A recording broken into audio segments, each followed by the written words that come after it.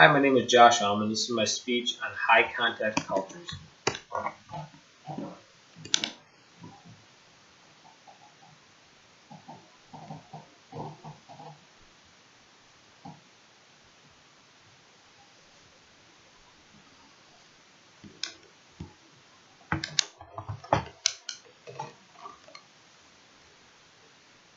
Communicating with high context cultures may seem a bit difficult, more so hard to understand, especially in a business setting. But understanding of how each of the two concepts are interpreted and used can increase the effectiveness of how communication between cultures work. During the next few minutes, I will explain what high context cultures are and how their way of communicating is important for progressing the relationship between different types of communication. First, what exactly is high context culture and what does it mean for communication? High context and low context communication refers to the degree in which speakers rely on factors other than clear speech to relay their messages. A high context culture is a culture in which most of the information is communicated is left implied or it's understood. The information is considered to be in context or in the communicator's nonverbal message, rather than clearly coded in verbal messages. Typically, socialist cultures are generally high context. If you are curious on if you are a high context communicator, ask yourself, do I prefer indirect messages from others? Am I familiar to a whole range of verbal and nonverbal clues to help me understand the meaning of what is said?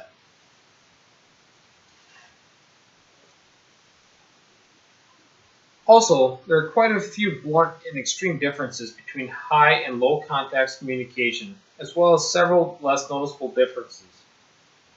But each play an important role in the message that are sent and received between people. Edward Hall suggests that communication varies per its degree of field dependence, and that it can be easily classified in two categories. Low and high tense communication refers not to the only individual communication strategies, but may be used to understand cultural groups. For example, Western cultures tend to gravitate toward low context communication, whereas Eastern and Southern cultures tend to use a high context communication.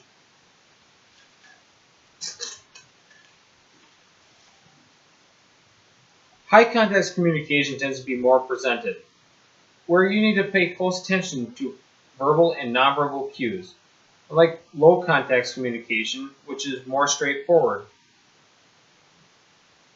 Those who tend to use high context communication naturally may be looking for hidden clues to the meaning, and those who prefer low context may miss those hidden verbal and nonverbal clues. Also, high context communication is aimed at emotions and persuasions, versus low context, the only focus of interest is the information said, and not the full meaning behind it.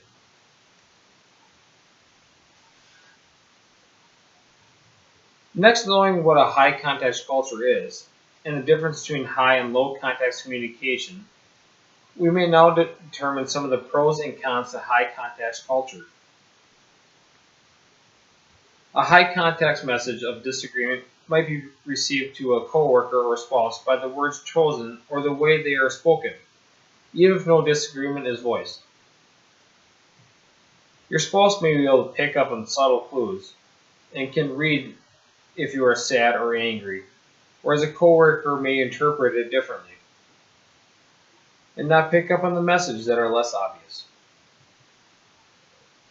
So when a person understands the way you communicate, high context messages are better used, especially when you don't want to talk or unable to find the words you want to use to express the way you're feeling.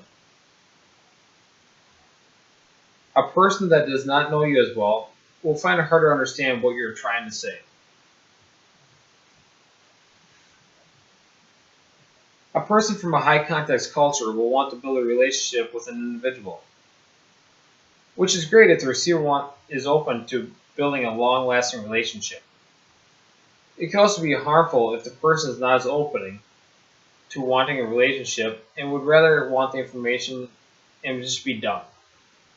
They don't want to keep going on and on and on about this, that, and the other thing. So choosing when to use a high context communication method can be hard to determine without knowing. You got to know a little bit about your audience. Finally, when communicating with a high context culture, there are some key points to remember. If they don't fully understand what a high context culture is, or what you're trying to expect from your audience, it's maybe hard to go through and talk to somebody of a different culture. The biggest key point is to know your audience. Know what their information is and how you want to present it. When speaking to a high context culture, remember that many people will be able to pick up on metaphors and will be able to read between the lines easily. Much of communication is presented non-verbally. The use of hand gestures, posture, facial expressions can be used to express your message without using words. High context cultures also tend to have strong family bonds and connections to communities. Using that information the way you present your information can be useful to obtain and keep the audience attention. Another point to keep in mind is that a person's behavior is determined by their social status or role. In some cultures, speaking is an art which emotions are heavily emphasized. Questions are normally not used to grasp the audience's attention. Such phrases as, "you know what?" or "did you know this?" are not phrases that you should probably use with a high context culture. They want to basically feel your emotions. They want to see how you're presenting the information. The principal rule to be followed in a high context culture is don't interfere. Let them ask. Don't interrupt your speaker. You don't want to be the one speaking in front of a group of people where you have to ask questions to involve your audience. You want them to basically feel your emotions. You want them to be able to understand what you're saying without saying it. While we see there are several differences and benefits to high context communication between cultures, the most important thing that we can learn and take into our everyday life is that although we may have different ways of communicating, the way we communicate can sometimes have just as big an impact as what we are communicating. By understanding this impact, we can have a greater effect in understanding of each other's needs and goals, therefore leading to a successful interaction for all.